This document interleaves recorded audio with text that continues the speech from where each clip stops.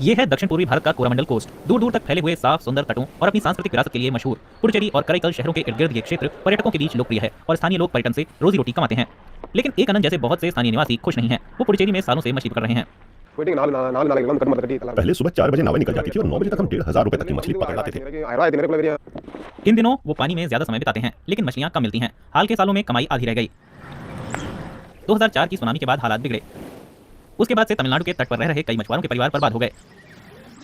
सरकार ने मैंग्रोव के जंगल उगाए, जिनसे तटीय सुरक्षा और कई जीव जंतुओं को नई बसाहट मिली है। अब ये हरा भरा तट इतना मशहूर हो चुका है कि देश भर से लोग यहाँ उमड़ने लगे हैं। लेकिन सदियों से यहाँ रहते आए मछुआरे ही इसका खामियाजा भुगत रहे हैं। जैसे यहाँ पोंडी मरीना बीच में 10 साल पहले हालात बिल्कुल अलग थे। एक खास मौसम में मछली पकड़ने के लिए जाल तट से ही डाल दिए जाते हैं। दूसरी तरफ ऐसी जगह भी थी जहां कछुए अंडे देते थे। अब दोनों चीजें संभव नहीं। ये जगह पर्यटकों को आकर्षित करती है। तो हो ये रहा है कि बीच ऐसी जगह बन गया है जिसका इस्तेमाल खास तरह के लोग ही कर सकते हैं। मछुआरों को इसलिए बाहर किया गया क्योंकि इन समुदायों की ओर से इस जमीन का इस्तेमाल तटीय क्षेत्र प्रबंधन योजनाओं में दर्ज नहीं था। इकोसिस्टम के लिहाज से संवेदनशील इलाके भी ठीक से चिन्हित नहीं थे। प्रभाकर जयप्रकाश और उनकी टीम मछुआरों के साथ मिलकर हालात बदलने की कोशिश कर रहे हैं। तटीय इलाकों को ध्यान से सेक्शन दर सेक्शन मैप किया जा रहा है। Prabhakar coastal people's right to life movement CPRM के सदस्य हैं। अगर ये इलाके सरकारी योजनाओं में दर्ज नहीं हुए तो कोई उन्हें नहीं बचाएगा। यही सच है। मछुआरा समुदाय की महिलाओं का ज्ञान अमूल्य है और उनका मैपिंग का काम भी। कराईकल मछुआरे संघ से जुड़ी महिलाओं को यहाँ के एक एक पेड़ और झाड़ी का पता है। पेड़ों की माप लेने, जानकारी को दर्ज करने महिलाएं अक्सर एक साथ जाती हैं। जैसे कराईकल जिले के अक्कमपेट में रेत का बहुत बड़ा टीला है। सुनामी के दौरान पानी सिर्फ सपाट इलाकों में घुसा और रेत के टीलों के पीछे रहने वाले लोग बच गए। सुनामी के 20 साल बाद आज भी हम लोग रेत के टीले के पास लगे नल का पानी ही पी सकते हैं।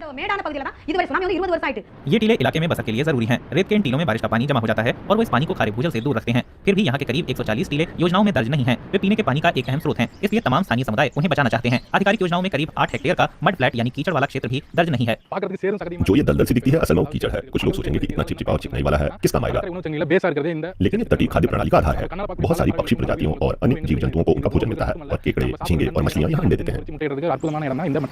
मैंग्रोव जंगल तटरेखा को कटाव से बचाते हैं। वो कार्बन को भी अच्छे से सोखते हैं। दूसरे पेड़ों की तुलना में ज्यादा ग्रीन हाउस गैस संग्रहित करते हैं। मैंग्रोव के बागान बीच में बफर जोन की तरह काम करते हैं। पूर्वी तरफ वे मछलियों, केकड़ों और झींगों की बसाहट बनाते हैं, जिससे मछुआरों की रोजी रोटी सुनिश्चित हो पाती है। पश्चिमी तरफ वे खारे पानी को खेतों में जाने से रोकते हैं, जिससे किसानों को फायदा होता है। अगस्त 2024 में एक मछुआरा प्रतिनिधि के जरिए इस टीम ने नेशनल ग्रीन ट्राइब्यूनल में मामला दायर किया था। टीम को उम्मीद है कि तटीय क्षेत्र की योजनाओं में उनका और मछुआरों का डेटा भी शामिल होगा। इसमें 2 साल लग सकते हैं, लेकिन तटीय पारिस्थितिकी को बचाने का फिलहाल यही एक तरीका है।